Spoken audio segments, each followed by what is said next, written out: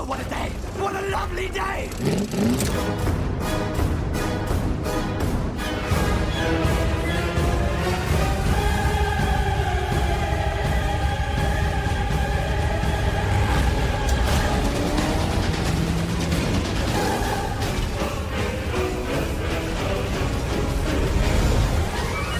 Welcome to the Mad Max Minute Podcast, the daily podcast where we break down Mad Max 1 minute at a time. I'm Rick. And I'm Julia. And today we're talking about minute 44, which begins with Goose lying in tall grass, and it ends with Goose's friend Midge lending him his ute. I'm still bumping up against you calling him Midge. Well, okay, we'll talk about that when we actually get meet him. there. Because we get a few quick shots of... we get tall grass in the field, and then we fade over to Goose just lying limp in that tall grass, and then he starts to stir. Mm-hmm. Quick interjection. Did you get a sense of passage of time? I did get a sense of that. Like as if he he's was been lying there for a while. For a while, yeah. Yeah. And if not unconscious, then at least, Dazed. Dazed. Absolutely. I gotta say, all told, when you really look at it, and I feel like we might have covered this a bit yesterday, I don't think... the crash was really all that bad on Goose. I feel like it was harder on the motorcycle than it was on him. Yes. I mean, granted, it's not going to do his bum knee any favors. Mm-mm. I mean, the fact that he, I guess, broke it in the first chase, and now he's flown off his motorcycle and landed in the grass after this crash, like, it's not gonna help it heal faster. And if anything, it probably redid some of the damage that he initially had done. Yes. But it doesn't really matter. No. It's not like that's going to come into play too much. Nope. But we get this nice shot, once again, of the tall grass, and all of a sudden we see Goose standing up and he's just clutching his helmet, and you get this sense that he's just groaning, because I'm sure he's very sore. Yeah, I don't like that. No? No. Okay, so wearing a helmet, and you put your hands on your helmet, they're very separated from your head by several inches. Well, maybe not several inches, but by a couple of inches. So if your head is hurting or you're dazed, putting your hands on your helmet doesn't do anything for you. It doesn't satisfy the need of, grounding yourself, putting your hands to your head, which is the sensation that you're going for. Yeah. So I never understand it when... But if you're dazed... when people interact like with their helmets in that way. And it's not just this. Like, all over cinema, people interact with their helmets in that way. And it never makes sense to me. The whole idea of holding onto your helmet is just steadying your head in its entirety. Because when you're dazed, you get that heavy head sensation. Mm-hmm. Where you start feeling off balance and you just need to hold on to something to keep your head from spinning. And so, yeah, he doesn't have his hands on his actual face and he's not holding his temples or anything like that. But at least he's holding on to something that is also holding on to his head so he can keep those stars and birds from throwing him off balance. I guess so. Those Looney Tune things that show up whenever someone hits their head really hard. I'm kind of surprised, and maybe this is a safety thing, I don't really know, but I would have thought that the first thing he'd do is take off his helmet. But maybe it's a safety issue. Like, don't whip off your helmet. Let's say, at this point, crash. I don't know. At this point, taking it off, leaving it on, I'm not sure it makes that big of a difference. Yeah, so I would have taken it off. I don't think he's really thinking at this point. His main thing is, now that he's standing up, he needs to go over to his motorcycle and radio this in. Yes. Which is exactly what it is. He kind of unsteadily stumbles over to his motorcycle, and we start to hear dispatch again. Now that we're not... Of course we do. Now that we're not driving at 80 miles an hour, yes, we can actually hear what they're saying. And we get a little bit of dispatch dialogue before it's cut off by Goose dialogue. They're saying MFP 8-1, a memorandum for the cannibalization, ... And then Goose cuts them off. But I was sitting there listening to what dispatch was saying, and they're talking about the cannibalization of vehicles by MFP mechanics is now prohibited. So it sounds like Barry kind of overstepped his mandate and kept cannibalizing cars. Like, he put the black on black together using whatever funding Fifi got from Labatouche. And then he probably thought, well, I could just keep doing that. Keep gutting cars and putting them together in new and interesting ways. And I love that idea Because as we're going to see in movies down the road for this series, the whole idea of taking cars and altering them in new and interesting ways, it becomes core to the aesthetic of the Mad Max series. And while we don't see that a lot in this first movie, they're all very normal looking vehicles. We see that a lot more down the road.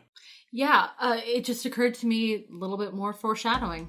Mm-hmm. I feel like the last 5 minutes have been very, very heavy on foreshadowing. Yeah, and I think looking back at this, knowing that the other movies exist, knowing where the story is going to go down the road, it's easy for us to look back with hindsight that's 2020. Right.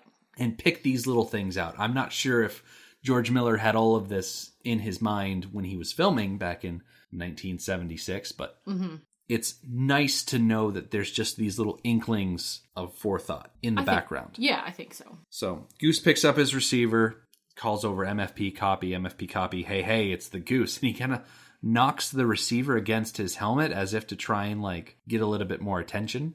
Yes, which reminds me, back with the Knight Rider and Goose's crash, he did a similar thing.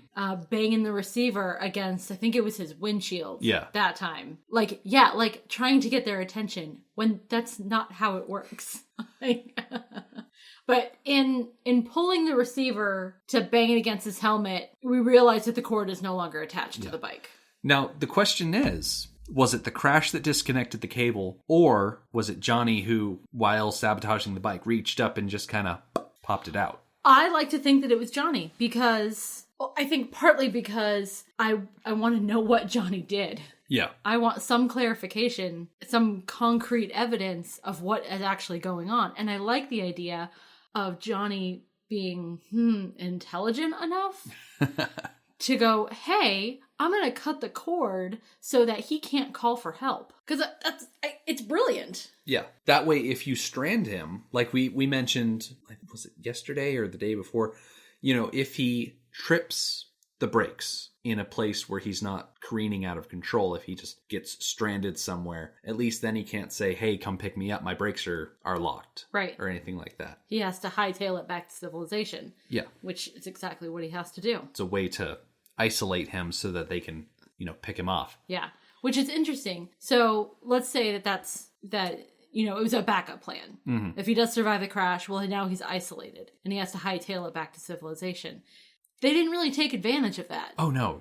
The whole plan. He was on his way safely in a truck back to civilization by the time they encounter him next. Yeah. So they had all the time that he was walking from the scene of the crash to where he gets the truck that they could have done something. Yeah, the whole plan of sabotaging Goose's motorcycle and causing him to crash, it's very confusing because I'm not quite sure how this plan is supposed to progress. Mm-hmm. Based on what we see in the movie, it all seems a little too convoluted, to tell the truth. Yeah. And we're definitely going to get into that tomorrow. Yes. Because that's when we see part 2 of the plan go into action, and then next week we see part 3. Yeah. Which is where things really heat up. Yep. So the radio doesn't work. Well, the radio half works. It's receiving, but it's not sending out. Right. So Goose decides that the next best thing to do is just to go find help elsewhere. Mm-hmm. And he ends up on his post one night stand walk of shame. Just not for the reason that most people have a post one night stand walk of shame. Right. Now, this is where I think we could have spent 15, 20 seconds emphasizing the distance he had to travel. Yeah. I think we could have saved 15, 20 seconds from watching the motorcycle drive down the road and shown it here, giving us like a mini montage of information on how far he had to walk to find anybody who could help him. I think it would have been very effective. Because we do get the sense, by the time we see him walking, he's kind of shuffling a little. Yeah. He looks tired. Yeah, he looks very tired. And he's probably sore as well. I would have appreciated taking time away from the wordless motorcycle ride to tack it on here to show him, instead of just walking into the sunset, maybe include a shot of him walking past a little sign that has like a telephone emblem on it with an arrow and like a kilometer rating to say that, okay, well, he's got to walk this far to find a phone. And then we can cut straight to this next shot that we have of Goose's friend showing up with a truck. Yeah.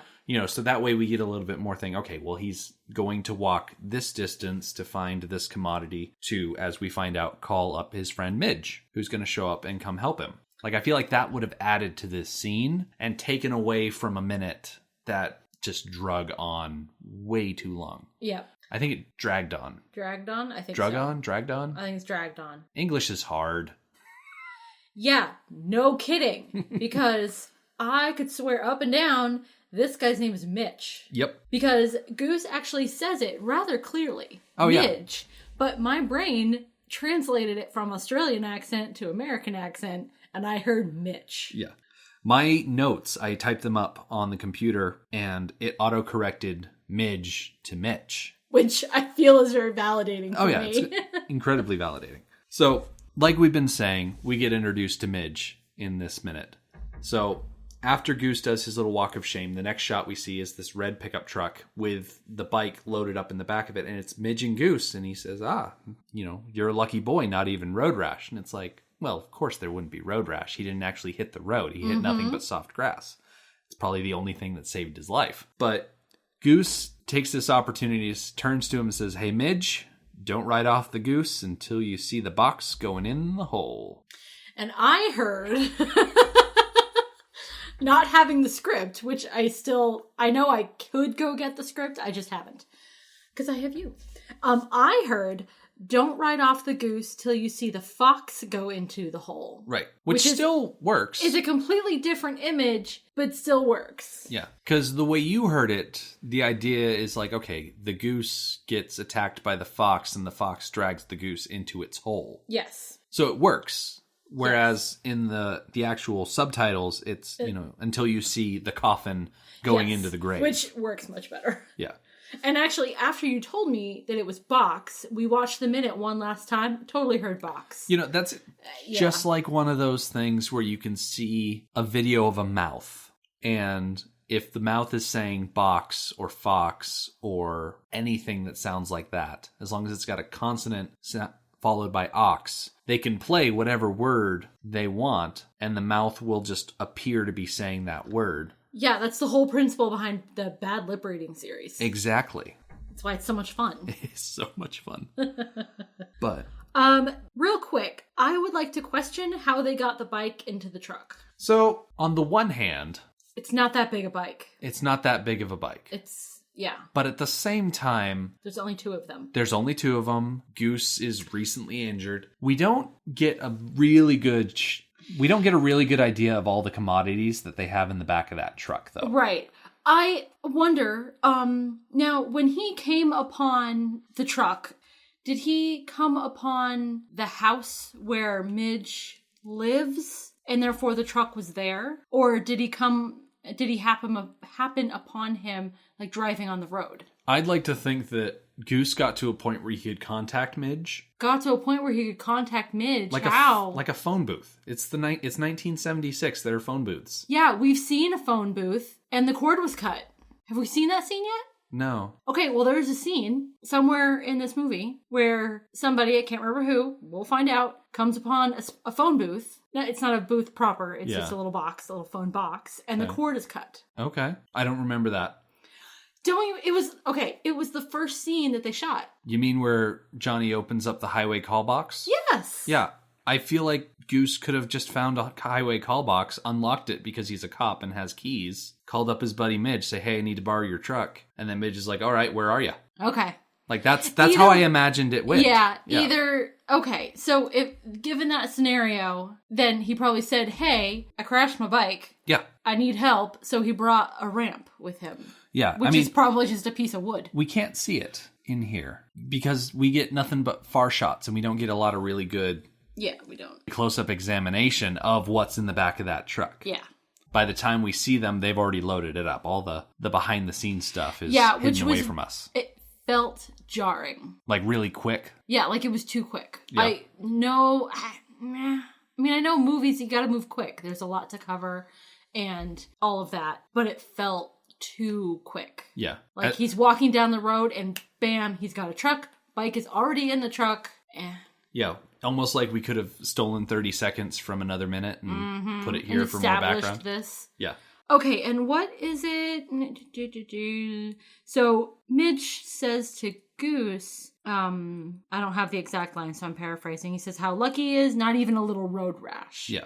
And like I said, there wouldn't be. Right. But given that we jump in on the scene, the bike is already loaded, and they're like wrapping up their interaction, and he's just now commenting about his lack of injury. That feels weird too. Like, wouldn't that be the first thing that he comments on when he first meets up with Goose? He might. This whole conversation, this whole scene that we didn't get to see. He might be commenting more about the motorcycle, because motorcycles can get road rash too. Right. You know, you get scratches on the paint and everything like that. And Midge is probably just noticing, oh, hey, there's not really a lot of scratch, you know. On the bike.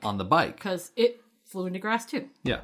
And Midge is a good guy. He's concerned about his friend, as we'll see in a moment or two. Mm-hmm. But, like, he's definitely marveling at the fact that the bike is in such good condition. Like, granted, it's missing a few bits and bobs here and there, but it's still relatively whole, for sure. Yes. So we keep talking about Midge, and we haven't talked about him yet as a character. So Midge is played by Billy Tisdale, who has a pretty concise IMDb page entry. His top 4 is kind of his only 4. The number one the number one top thing that he's known for is, of course, Mad Max, which we've been talking about this whole time. Number 2 is a 1994 film called Every Night, Every Night, which is a film version of a stage play all about like a prison or something like that, because what in Australia isn't about a prison somehow? Right. He played a character named Gilchrist in that one. In 1995, this is number 3. He was in a short called And God Made Little Girls, where he's just credited as actor. I didn't look into that one because the title just sounded weird. Yeah, I was going to ask you if you did, because the title sounds weird. Yeah, maybe it's best not to. It was one of those things where it's like, I don't feel like looking into that one. It just, you know, I don't want to get put on a list. Right. And the number 4 thing he's known for is 2 episodes of Prisoner Cell Block H. Okay. Yeah. What little I read about Every Night, it kind of seems that production kind of references back to the jail in Prisoner Cell Block H, but I wasn't going to read that close to really distinguish it. Okay. Because Tisdale doesn't really have an extensive IMDb page. He doesn't even have a full bio. It's very sparse. And I searched him on Google and really didn't find much of anything to expand on that. So it is what it is. So I got the impression that Goose's Don't Write Me Off line was meant to give us the impression that he's out of harm's way. Like, or at least give us the impression that he believes he's out of harm's way. Do you think the circumstances of the crash are such that he realizes that it was sabotage? He probably hasn't thought of it that way.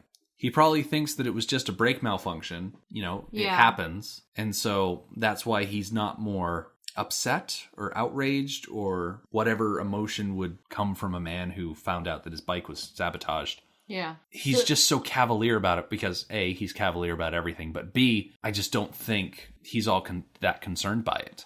Yes, he certainly, we see in this sentiment, and then again in the next minute, he seems to have no idea. Yeah. That things are starting to go from bad to worse, and that he is not out of the woods, and he should be wary. Yeah. Well, I mean, his whole mentality Completely unaware. His whole mentality of don't write off the goose until you see the box going in the hole. He's got that invincibility complex where whatever doesn't kill him only makes him stronger. Like, he's survived this crash. He survived the crash before it. You know, he's going to continue to survive because that's just what the goose does. He's just that good. And so I don't think he has even an inkling that something is working against him. And we're going to see specifically tomorrow that, you know, he's just carrying on typical Goose fashion. I think we have, as we've gotten to know Goose, we really have gotten a sense of how carefree he is, even in the face of danger. Mm-hmm. I think back to the Knight Rider crash, where he's, you know, pinned underneath a motorcycle, and he's cracking jokes, doesn't really seem to mind the position that he's in. Yeah. Or the damage done to his bike or himself. It's like, it's black and white. Either he's alive or he's not. Right. And as long as he's alive, he's A-okay. Yeah. Which, not a bad quality. No, not bad at all. If anything, it would help him cope with the job that he has. Yes. Yeah. So going back to the minute, we pull out from them securing the motorcycle to get this nice wide shot of the ute on the side of the road. Now, ute, which is how they keep referring to this thing, is pretty much Australian slang for a utility vehicle, any sort of pickup truck or Jeep or anything like that you just use in a utilitarian fashion. This one specifically is an EJ Holden. I'm unsure about what year it is. It didn't quite say on the page what year it is, but it is incredibly beat up. Yes. And we see that even more in minutes to come, just how many pieces of it are missing. Right. It seems like a classic farm truck. Yeah, exactly. It's like still working. Yep, it's doing the still job. solid, and... even if it doesn't necessarily have all the pieces left. Mm-hmm. But so it's a real shame that doesn't survive. Exactly. And I've got to say that the whole idea of either Goose showing up at Midge's place or Goose giving Midge a call and explaining his situation, and Midge is just Johnny on the spot, shows up to help him out. Not only shows up with his ute to lend it to him, but like offers to just let him take the truck. He doesn't even drive back with Goose. He brought a bicycle to ride home himself. He trusts Goose so inherently that he just lets him have it. It would have been so easy for Goose to just take him home and then go take care of whatever he needed to do. Take care of the bike. But you see there's a bicycle propped up on the side. Yeah, because Midge is so selfless that he would rather help his friend and make sure he's taken care of than worry about how he's going to get home. Because he's got a bicycle. He's got 2 wheels. He'll make it. No problem. He's good to go. It's more about helping his friend. And I think everybody really needs a Midge in their life. You know, someone that they can call on, someone that they can always depend on no matter what. And if you don't have a Midge in your life, then you should just, strive to be the Midge that you hope to see in others. Let that light shine. Don't hide it under a bushel basket. I think Gandhi said that once, be the Midge that you hope to see in the world. Is it Gandhi that said that? Yeah. Not those exact words, right, but the general idea. Yeah. And you can tell that Midge is generally concerned about his friend because as Goose hops into the cab of the ute, we get this nice little POV shot of Midge going to the window to make sure, one last time that Goose is okay. And it's a valid concern because we mentioned Goose holding on to his helmet earlier. And there's a very high chance that, he got a concussion or something like that. That he's so rattled by the crash that maybe he shouldn't be driving right now. But Goose is very adamant about him being okay. We're going to get more into that specific thing tomorrow. But I've got to say, it's a shame that Midge is in this movie for such a short time because he is such a good guy. Just all around good guy. Yes. Now, this is the only time we see him, correct? Yep. It's really nice to see a character like this who goes out of his way, very far out of his way, to help a friend. You get the sense that he would have done the same thing for a stranger. Yeah. Not that the people we've seen outside of our main set of characters, they're not bad people. Right. We just haven't encountered anybody who is this, down-home, small community good. Right. You take care of each other and you give of your resources to help each other out. And if I'm remembering correctly, to Road Warrior and beyond, yeah, that's gone. This is pretty much the only time in this entire series that we see a character like this. I gotta say, the whole world-ending cataclysm really could have been avoided if more people were like Midge. Perhaps. If they cared about each other and decided to work together and just give freely of themselves, And I'm kind of surprised. Well, no, I shouldn't say that I'm kind of surprised. I'm kind of bummed out that we never see some sort of reference to this character in later movies because we get a lot of mythology building in the later series. The people clinging to old world artifacts and old world ideas. And I kind of wish there were more references to this first movie in the later series for people who watched ever since movie number 1 to say, hey, I recognize that reference. Yep. And it would be just a little thing, just a little, some guy maybe like in Bartertown or something like that, holding up a book and talking about, the teachings of Midge. It'd be a fun little Easter egg, and I don't think we ever get anything like that. Nope. That's a shame. Yep. But like I said, tomorrow we're going to get into Goose reassuring his friend that he's okay, and, then more stuff happens. Yep.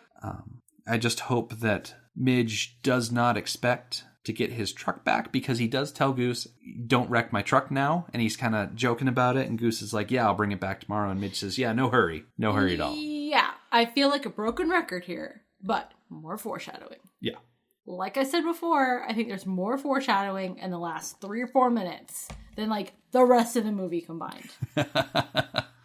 Yeah, we definitely do seem to be calling a lot of that out. Yes. For sure. So, in the meantime, our website is madmaxminute.com. You can follow us on Twitter at madmaxminute and like us on Facebook at facebook.com/madmaxminute. Thank you for joining us for Mad Max Minute number 44. We will see you tomorrow. Motorbikes and leather men, take me to the edge of the dream. Hold on tight, no, it sure feels